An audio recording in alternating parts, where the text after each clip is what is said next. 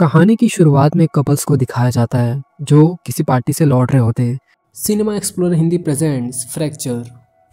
हालांकि इनके बीच में आर्गुमेंट्स होते रहते हैं।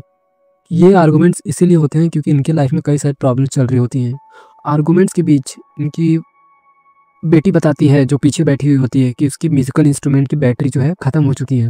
तभी रे यानी उसके पिता कहते हैं कि अगले गैस स्टेशन पे वो एक नई बैटरी ले लेंगे। तभी कुछ समय बाद उसकी बेटी कहती है कि इसे वॉशरूम जाना है। रे कहता है कि अगले गैस स्टेशन पे आप वॉशरूम चले जाना। कुछ समय बाद गैस स्टेशन आ जाता है और रे वहाँ पर अपनी बेटी के म्यूजिकल इंस्ट्रूमेंट के लिए बैटरी लेने जाता है, लेकिन बैटरी अवेलेबल नहीं होता है और उसकी बेटी भी वॉशरूम से वापस आ जाती है। अब ये तीनों कार में बैठ के अपने सफ़र के लिए निकलने के लिए तैयार हो चुके हैं।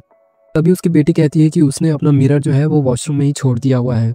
उसकी मॉम उस मिरर को खोजते हुए वॉशरूम की तरफ बढ़ती है और रे गाड़ी में ही उस मिरर को खोजने लगता है। इसी दौरान उसकी बेटी की नज़र एक बलून पर पड़ती है। वो उसकी तरफ अट्रैक्ट हो जाती है और उसको लेने के लिए पहुंचती है। जैसे वो बलून को निकाल रही होती है उसी दौरान एक कुत्ता वहां पे आ जाता है और वो उसकी बेटी की तरफ भौंकने लगता है। ये चीज़ें रे भी देख लेता है। वो कुत्ते की तरफ बढ़ते हुए एक उसकी तरफ पत्थर मारता है जिससे कि उसकी बेटी का पैर फिसल जाता है और वो नीचे गिरने लगती है। तभी रे वहां से दौड़कर उसको भी बचाने के लिए नीचे कूदता है और यहाँ पर रे बेहोश हो जाता है। कुछ समय बाद जब उसकी आंखें खुलती है तो देखता है कि उसकी बेटी उसकी माँ के हाथों में है और वो बेहोश हुई पड़ी है।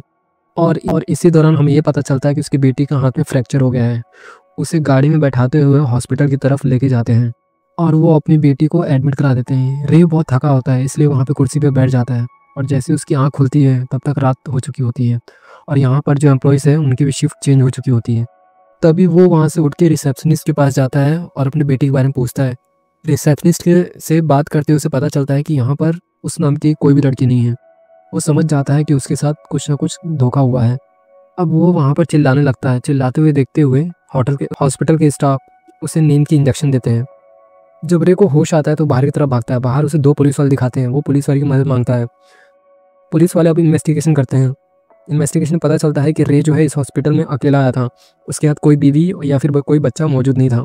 अब रे उन पुलिस वालों को गैस स्टेशन पर लेके जाता है जहाँ पर उसकी बेटी जो है ऊपर से गिरी थी। वहाँ पर पुलिस वाले देखते हैं कि यहाँ पे बहुत सारा खून है। इसको देखते हुए पुलिस वाले रे पर शक करते हैं और उसे पकड़ने लगते हैं। हालांकि रे उनकी गन को लेके और उन्हें कमरे में बंद करके वहाँ से निकल जाता है और वापस हॉस्पिटल में आता है। हॉस्पिटल में आने के बाद वो देखता है कि उसकी बेटी के ऑर्गन्स को निकालने जा रहे हैं। जैसे ही उसकी बेटी के ऑर्गन्स को निकालने जा रहे होते हैं डॉक्टर, वैसे ही वो उन पर फायरिंग कर देता है।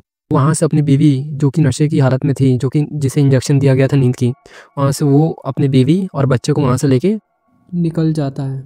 और कहानी के एंड में हमें ये पता चलता है कि रे एक साइको होता है। दरअसल जिस वक्त गैस स्टेशन पर उसकी बेटी गिरी थी ऊपर से, उसी वक्त उसकी मृत्यु हो चुकी थी, जिसकी वजह से रे ने अपना आपा खो दिया और उसने अपनी वाइफ को भी धक्का देके मार दिया।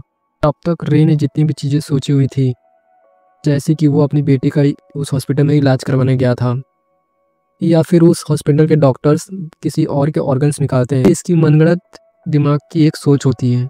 इसी को दिखाते हुए ये कहानी जो है समाप्त होती है।